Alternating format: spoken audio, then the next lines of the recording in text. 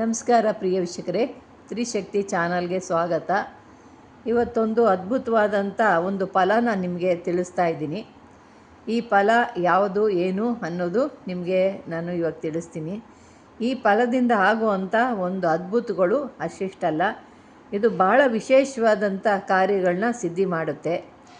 ಯಾರಿಗೆ ಜನ ಆಕರ್ಷಣೆ ಇರಲ್ವಾ, ಧನ ಆಕರ್ಷಣೆ ಇರೋದಿಲ್ವಾ, ಯಾರಿಗೆ ಶಿವನ ಅನುಗ್ರಹ ಬೇಕಾ, ಇಂಥ ಲಕ್ಷ್ಮಿಯ ಅನುಗ್ರಹ ಬೇಕಾ, ಗಣೇಶನ ಅನುಗ್ರಹ ಬೇಕಾ ಅಂಥವ್ರಿಗೆ ಇದು ವಿಶೇಷವಾದಂಥ ನಮ್ಮ ಕಾರ್ಯನ ಸಿದ್ಧಿ ಮಾಡಿಕೊಡುತ್ತೆ. ಇದು ಯಾವ ರೀತಿ ಏನು ಅನ್ನೋದು ನಿಮಗೆ ಇದ್ರ ಬಗ್ಗೆ ತಿಳಿಸ್ಕೊಡ್ತೀನಿ.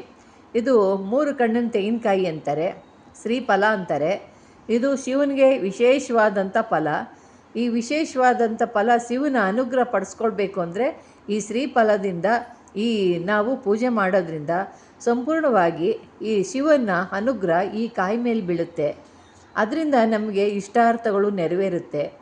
ಶಿವನ ಯಾರ್ಯಾರು ಪೂಜಿಸ್ತಾರೋ ಅಂಥವರು, ಮಹಾಲಕ್ಷ್ಮಿನ ಪೂಜೆ ಮಾಡೋರು, ಗಣೇಶನ ಪೂಜೆ ಮಾಡೋರು, ಇದು ವಿಶೇಷವಾಗಿ ಫಲಪ್ರಾಪ್ತಿ ಆಗುತ್ತೆ. ಪ್ರಿಯ ವೀಕ್ಷಕರೇ, ಯಾರು ದರಿದ್ರರಾಗಿರ್ತಾರೋ, ದರಿದ್ರದಲ್ಲಿ ನರಳುತ್ತಿರ್ತಾರೋ, ದುಡ್ಡು ಕಾಸಿಗೆ ಭಾಳ ಬಳಲ್ತಿರ್ತಾರೋ, ವ್ಯಾಪಾರದಲ್ಲಿ ಹಿಂದುಳಿದಿರ್ತಾರೋ, ವ್ಯಾಪಾರ ಚೆನ್ನಾಗಿ ಆಗ್ತಿರುತ್ತೆ, ದಿಢೀರ್ನೆ ವ್ಯಾಪಾರ ಕುಸಿತವಾಗುತ್ತೆ, ಮತ್ತು ಮನೆಯಲ್ಲಿ ಧನ ಧಾನ್ಯಗಳಿಗೆ ಕೊರತೆ ಇರುತ್ತೆ, ಮತ್ತು ದುಡ್ಡು ಕಾಸಿಗೆ ಯಾವ ಪ್ರಾಬ್ಲಮ್ ಇರುತ್ತೆ, ಎಷ್ಟೇ ಬಂದ್ರೂ ಕೂಡ ಮನೆಯಲ್ಲಿ ನಿಲ್ಲಲ್ಲ, ಎಷ್ಟು ದುಡಿತೀವಿ ತೊಗೊಂಡು ಬರ್ತೀವಿ ಆದರೂ ಮನೆಯಲ್ಲಿ ಇರಲ್ಲ, ಮತ್ತು ಸಾಲುಗಳು ಋಣಬಾಧೆಗಳನ್ನ ತೀರ್ಸೋಕ್ಕಾಗ್ತಿಲ್ಲ ಅಂತ ಅನ್ನೋರು ನೋಡಿ, ಶ್ರೀಫಲನಿಟ್ಟು ಪೂಜೆ ಮಾಡಿ ಯಾವ ರೀತಿ ಮಾಡೋದು ಅನ್ನೋದ್ರ ಬಗ್ಗೆ ನಿಮ್ಗೆ ತಿಳಿಸ್ಕೊಡ್ತೀನಿ.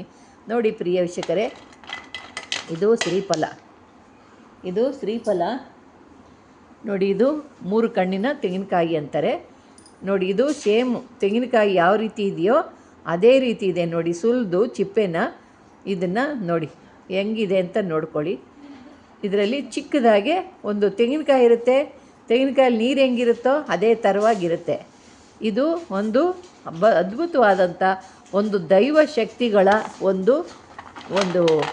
ಇವೆಲ್ಲ ಒಂದು ದೈವ ಲೀಲೆ ಆಗಿರೋಂಥ ಒಂದೊಂದು ಮೂಲಿಕೆಗಳು. ಇವಲ್ಲಿ ದೈವ ಆಕರ್ಷಣೆ ಆಗಿರುತ್ತೆ. ಇದರಿಂದ ಆಗೋವಂಥ ಒಂದೊಂದು ಕಾರ್ಯಗಳು ನಿಮಗೆ ತಿಳಿಸ್ಕೊಡ್ತೀನಿ. ನೋಡಿ ಪ್ರಿಯ ವೀಕ್ಷಕರೇ, ಇದನ್ನು ಶ್ರೀಫಲನ ಲಕ್ಷ್ಮೀ ಪೂಜೆ ಮಾಡಬೇಕು ಅಂದರೆ ಇದರಲ್ಲಿ ಶಿವನ ಅನುಗ್ರಹ ತುಂಬ ಇರುತ್ತೆ, ಗಣೇಶನ ಅನುಗ್ರಹ, ಲಕ್ಷ್ಮೀ ಅನುಗ್ರಹ ತುಂಬ ಇರುತ್ತೆ ಇದರಲ್ಲಿ. ಈ ಶ್ರೀಫಲದ ಪೂಜೆ ನಿಮ್ಗೆ ಹೇಳ್ತೀನಿ. ಶಿವನ ಪೂಜೆ ಮಾಡೋಂಥವ್ರು ಇದನ್ನು ನೀವು ಇದನ್ನು ಪೂಜೆ ಮಾಡಿ, ಇದನ್ನು ಶುದ್ಧಿ ಮಾಡಿ, ಇದನ್ನು ನೀವು ಶಿವನ ಆವಾಹನೆ ಮಾಡಿ, ಈ ಕಾಯಿನಲ್ಲಿ ಆವಾಹನೆ ಮಾಡಿ ಪೂಜೆ ಮಾಡೋದ್ರಿಂದ ಶಿವನ ಕೃಪೆ ತುಂಬ ಇದರಲ್ಲಿ ನಿಮಗೆ ಸಿದ್ಧಿ ಆಗುತ್ತೆ. ಆಮೇಲೆ ಗಣೇಶ ವಿಘ್ನಗಳು, ನಿಮ್ಮ ಕೆಲಸಗಳು ಯಾವುದೂ ಆಗೋದಿಲ್ಲ, ಏನು ಕೆಲಸನೂ ಆಗ್ತಾ ಇರೋದಿಲ್ಲ, ಎಲ್ಲ ಇವತ್ತಾಗುತ್ತೆ ಅಂತ ಹೋಗ್ತೀರಾ, ನಾಳೆ ಆಗೋದಿಲ್ಲ, ಇವತ್ತು ದುಡ್ಡು ಬರುತ್ತೆ ಅಂತ ಹೋಗ್ತೀರಾ, ದುಡ್ಡು ಬರೋದಿಲ್ಲ, ವ್ಯಾಪಾರ ಮಾಡ್ತೀರಾ, ಒಂದು ಭೂಮಿ ವ್ಯವಹಾರ, ಇವತ್ತು ರಿಯಲ್ ಎಸ್ಟೇಟ್ ಮಾಡ್ತೀರಾ, ಇವತ್ತು ಯಾವುದೋ ಒಂದು ರಿಯಲ್ ಎಸ್ಟೇಟ್ ಕಡೆಯಿಂದ ದುಡ್ಡು ಬರುತ್ತೆ ಅಂತ ಹೋಗ್ತೀರಾ, ನಾಳೆ ಅದೆಲ್ಲ ವ್ಯವಹಾರ ಆಗುತ್ತೆ ಅಂತ ಹೋಗ್ತೀರಾ, ಅದನ್ನು ಮತ್ತೆ ಅದು ಆಗೋದಿಲ್ಲ, ಮತ್ತು ಅದನ್ನು ಇನ್ನೊಬ್ಬರು ಬಂದುಬಿಡ್ತಾರೆ, ಇನ್ನೊಬ್ಬರು ಅದನ್ನು ಕ್ಯಾಚ್ ಮಾಡ್ಕೊತಾರೆ, ನಿಮಗೆ ಬರೀ ನಿರಾಸೆ. ಅದರಿಂದ ಒಂದು ಶ್ರೀಫಲನ, ಈ ಮಂತ್ರನ ಸಿದ್ಧಿ ಮಾಡಿ, ಲಕ್ಷ್ಮೀ ಮಂತ್ರ, ಶಿವನ ಮಂತ್ರ, ಗಣೇಶ ಮಂತ್ರ ಹೇಳಿ ನಿಮ್ಮ ಪರ್ಸ್ನಲ್ಲಿ ಇಟ್ಕೊಂಡ್ರೆ ಅಂದರೆ ನಿಮ್ಮ ಸಕಲ ಕಾರ್ಯಗಳನ್ನು ಸಿದ್ಧಿ ಆಗುತ್ತೆ. ನಿಮ್ಮ ಸಕಲ ಕಾರ್ಯಗಳು ನಿರ್ವಿಘ್ನವಾಗಿ ನಡೀತವೆ, ವಿಘ್ನಗಳು ಅನ್ನೋದೇ ಬರೋದಿಲ್ಲ. ಮತ್ತು ಇದೇ ಫಲನ ನೀವು ಗೃಹ ಪ್ರವೇಶ ಮನೆಯಲ್ಲಿ ಮಾಡ್ತೀರಿ, ಯಾವುದೋ ಒಂದು ಶುಭ ಕಾರ್ಯ ಮಾಡ್ತಿರ್ತೀರ. ಆ ಶುಭ ಕಾರ್ಯ ಮಾಡುವಾಗ ನೀವು ಕಳಸದಲ್ಲಿ ಇದೇ ತೆಂಗಿನಕಾಯಿನ ನೋಡಿ, ಈ ತೆಂಗಿನಕಾಯಿನ ನೀವು ಹಾಕ್ಬಿಟ್ಟು ನೋಡಿ, ಈ ತೆಂಗಿನಕಾಯಿನ ಒಂದು ತೆಂಗಿನಕಾಯಿ ಹಾಕ್ಬಿಟ್ಟು ಶ್ರೀಫಲನ ಕಳಸದಲ್ಲಿ ನೀವು ಗೃಹ ಪ್ರವೇಶ ಮಾಡುವಾಗ ಕಳಸನ ತಗೊಂಡು ಒಳಗೆ ಬರ್ತೀರಲ್ಲ, ಆವಾಗ ಇದೊಂದು ತೆಂಗಿನಕಾಯಿನ ಆ ಕಳಸದಲ್ಲಿ ಹಾಕ್ಬಿಟ್ಟು ಕಳಸನ ಒಳಗೆ ತಗೊಂಡು ಬನ್ನಿ. ಆವಾಗ ಲಕ್ಷ್ಮಿನ ನೀವು ಕರ್ಕೊಂಡು ಬರೋ ಅಷ್ಟು ನಿಮಗೆ ಒಂದು ಅನುಭವ ಆಗುತ್ತೆ. ಲಕ್ಷ್ಮಿನೇ ನಿಮ್ಮ ಹಿಂದೆ ಬರೋ ಥರ ಆಗುತ್ತೆ. ಆಗ ಲಕ್ಷ್ಮಿ ನಿಮ್ಮ ಮನೇಲಿ ಬಂದು ನೆಲೆಗೊಂಡು ನಿಲ್ತಾಳೆ. ಇದು ಆ ರೀತಿಯಾದಂಥ ಒಂದು ಅದ್ಭುತವಾದಂಥ ಫಲ. ಇವೆಲ್ಲ ಒಂದು ಕಾಡಿನಲ್ಲಿ ಬೆಳೆಯುವಂಥ ಒಂದು ಇವೆಲ್ಲ ಒಂದು ಸಸ್ಯಗಳು, ಅದರಿಂದ ಬರೋವಂಥ ಫಲಗಳು. ಇದು ಒಂದು ಕಣ್ಣಿನ 3 ಕಣ್ಣಿನ ತೆಂಗಿನಕಾಯಿ ಅಂತಾರೆ. ಈ 3 ಕಣ್ಣಿನ ತೆಂಗಿನಕಾಯಿಯಿಂದ ನಾವು ಒಂದು ಕಾರ್ಯ ಮಾಡಬೇಕಂದ್ರೆ ಶುಭ ಕಾರ್ಯ ಮಾಡುವಾಗ ಈ ಫಲನ ಇಟ್ಟು ಪೂಜೆ ಮಾಡೋದ್ರಿಂದ ಯಾವುದು ವಿಘ್ನಗಳು ಆಗ್ದಂಗೆ ನಿರ್ವಿಘ್ನವಾಗಿ ಕೆಲಸ ನಡೀತೈತೆ. ಈಗ ನಾವು ಯಾವುದೋ ತಾಂತ್ರಿಕ ಕೆಲಸ ಮಾಡ್ತಿರ್ತೀವಿ, ತುಂಬ ದೊಡ್ಡ ತಾಂತ್ರಿಕ ಕೆಲಸ. ಆ ಕೆಲಸ ಮಾಡುವಾಗ ಇದನ್ನು ಕಾಯಿನ ನಾವು ಈ ತೆಂಗಿನಕಾಯಿನ ಒಂದು ಕಣ್ಣಿನ 3 ಕಣ್ಣಿನ ಕಾಯಿನ ಇಟ್ಟು ನಾವು ಪೂಜೆ ಮಾಡಿ ನಾವು ತಾಂತ್ರಿಕ ಕೆಲಸ ಮಾಡಿದ್ವಿ ಅಂದರೆ ನಮಗೆ ತಾಂತ್ರಿಕ ಕೆಲಸದಲ್ಲಿ 100 ಪಟ್ಟು ಕೆಲಸ ಸಕ್ಸಸ್ ಆಗುತ್ತೆ. ನಾವೇನು ಅಂದ್ಕೊಂಡು ಮಾಡ್ತೀವೋ ಆ ಕೆಲಸ ಚೆನ್ನಾಗಿ ಯಾವುದು ತೊಂದರೆ ಇಲ್ದಂಗೆ ನಡೀತೈತೆ. ಮತ್ತು ಇದೇ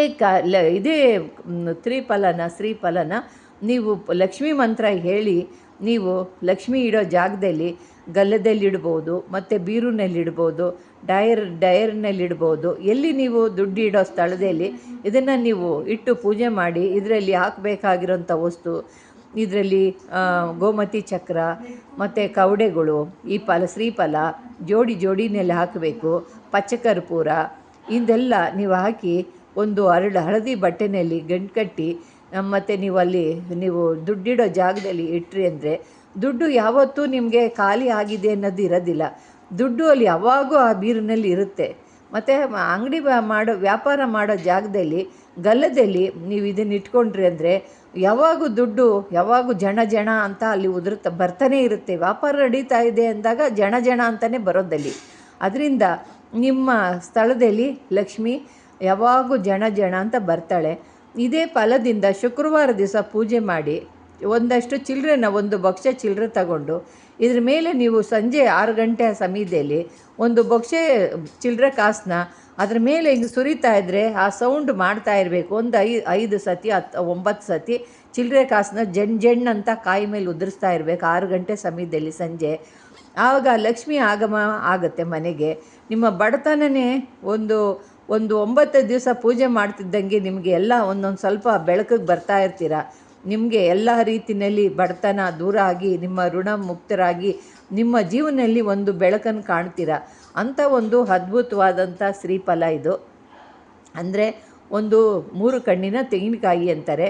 ಇದರಿಂದ ತಾಂತ್ರಿಕ ಮಾಡ್ಬೋದು, ಮಂತ್ರಿಕ ಮಾಡ್ಬೋದು, ಮತ್ತು ಇದರಿಂದ ಲಕ್ಷ್ಮೀ ಆಕರ್ಷಣೆ ಮಾಡ್ಬೋದು, ಗಣೇಶ ಆಕರ್ಷಣೆ, ಶಿವ ಆಕರ್ಷಣೆ. ಇಷ್ಟು ಮಾಡೋದ್ರಿಂದ ನಿಮಗೆ ಬಡತನದಿಂದ ನೀವು ಮುಕ್ತಿ ಹೊಂದ್ಬೋದು. ವ್ಯಾಪಾರ ಆಗುತ್ತೆ, ವ್ಯವಹಾರ ಆಗುತ್ತೆ, ಮತ್ತು ವಿಘ್ನಗಳು ಮದುವೆ ಆಗಲ್ಲ. ಮದುವೆ ಆಗದಿರೋರು ಈ ಫಲನ ಪೂಜೆ ಮಾಡೋದ್ರಿಂದ ಶೀಘ್ರವಾಗಿ ಕಂಕಣ ಭಾಗ್ಯ ಒಲ್ದು ಬರುತ್ತೆ. ಈ ಶ್ರೀಫಲನ ನಿಮ್ಮ ಬಳಿ ಇಟ್ಕೊಂಡು ನೀವು ಎಲ್ಲನ ಇದು ಗಂಡು ಹೆಣ್ಣು ನೋಡೋಕ್ಕೆ ಹೋದಾಗ ಇಟ್ಕೊಂಡು ಹೋದ್ರಿಂದ ಅದು ಅತಿ ಶೀಘ್ರವಾಗಿ ನಿಮಗೆ ಮದುವೆ ಕಂಕಣ ಬಲ ಒದಗಿ ಬರುತ್ತೆ. ಇನ್ನು ಇದರಿಂದ ಹೇಳಬೇಕು ಅಂದರೆ ಹಲವಾರು ಇದ್ದಾವೆ. ಇದು ಸಂಪತ್ತನ್ನು ವೃದ್ಧಿ ಮಾಡೋವಂಥ ಶ್ರೀಫಲ. ಇದ್ರ ಹೆಸರೇ ಶ್ರೀಫಲ. ಶ್ರೀ ಅಂದ್ರೇ ಲಕ್ಷ್ಮಿ. ಈ ಶ್ರೀ ಅಂದ್ರೇ ಈ ಲಕ್ಷ್ಮಿನ ನೀವು ಹೆಂಗೆ ಪೂಜಿಸ್ತೀರೋ ಹಂಗೆ ನೀವು ಸಂಪತ್ತನ್ನು ವೃದ್ಧಿಸ್ಬೋದು. ಅಷ್ಟು ಸಂಪತ್ತನ್ನು ಕೊಡೋ ಅಂಥ ಶ್ರೀಫಲ 3 ಕಣ್ಣಿನ ತೆಂಗಿನಕಾಯಿ ಇದು. ಈ ತೆಂಗಿನಕಾಯಿನಲ್ಲಿ ಸಣ್ಣದಾಗಿ ತೆಂಗಿನಕಾಯಿ ಇರುತ್ತೆ, ನೀರು ಇರುತ್ತೆ. ನೀವು ಬೇಕಾದರೆ ಒಡೆದು ನೋಡಬೇಕು ಅಂದರೆ ನೀವು ಅಂಥ ಅದ್ಭುತವಾದಂಥ ಒಂದು ಶ್ರೀಫಲಗಳಿಂದ ಇಂಥ ಫಲಗಳಿಂದನೇ ನಾವು ಅದೃಷ್ಟನ ಸಿದ್ಧಿ ಮಾಡ್ಕೋಬೇಕು, ಹುಡ್ಕೋಬೇಕು, ನಾವೇ ಪಡಿಬೇಕು. ಹುಡ್ಕೊಂಡು ಹೋಗೋಕ್ಕೆ ಆಗಲ್ಲ. ಇಂತಹ ಒಂದೊಂದು ವಸ್ತುಗಳಿಂದ ನಾವು ನಮ್ಮ ಕಷ್ಟಗಳನ್ನು ನಾವು ಸರಿ ಮಾಡ್ಕೊಂಡು ಹೋಗಬೇಕು. ಪ್ರಿಯ ವೀಕ್ಷಕರೇ, ಇಂಥ ಒಂದು ಅದ್ಭುತವಾದಂಥ ಇದೆಲ್ಲ ಏನಪ್ಪ ಅಂತ ಕೇವಲ ಮಾಡಬೇಡಿ, ಮಾಡಿ ನೋಡಿ ನಿಮಗೆ ಗೊತ್ತಾಗುತ್ತೆ. ಅಂದರೆ ಇವು ನೋಡಿ, ಇದು ಹೊಸ್ದಾಗೆ ಇದನ್ನೆಲ್ಲ ಪೂಜೆ ಮಾಡಿ ಎಷ್ಟೋ ದಿವಸದಿಂದ ಮೂಲೆಯಲ್ಲಿ ಬಿದ್ದಿರೋದಲ್ಲ. ನೋಡಿ, ಇವು ನೋಡಿದ್ರೇ ನಿಮ್ಗೆ ಗೊತ್ತಾಗುತ್ತೆ. ನೋಡಿ ಇದನ್ನು ಹೆಂಗೆ, ಇದು ಹೊಸದಾಗಿ ಸುಲಿದು ತಗೊಂಡು ಬಂದಿರೋದು, ಇದು ಫ್ರೆಶ್ ಆಗಿ ಬಂದಿರೋದು. ಇದನ್ನೆಲ್ಲ ಪೂಜೆ ಮಾಡಿ ಇದನ್ನು ತಗೊಂಡು ಬಂದಿರೋದು. ಇದನ್ನು ಯಾವುದು ಹಳೇದಿಲ್ಲ, ಇದು ಫ್ರೆಶ್ ಆಗೇ ಬಂದಿರೋಂಥ ಕಾಯಿ.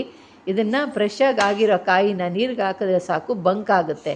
ಹಳೆ ಕಾಯಿ ಆದರೆ ಬಂಕ್ ಬರೋದಿಲ್ಲ. ಆ ಥರದಂಥ ಒಂದು ಕಾಯಿಗಳು. ಸಂಪತ್ತನ್ನು ಪಡಿಬೇಕು ಅಂದರೆ ಈ ಶ್ರೀಫಲನ ತೆಗೆದು ಪೂಜೆ ಮಾಡಿ ಸಂಪತ್ತನ್ನು ಅನುಗ್ರಹಿಸಿ.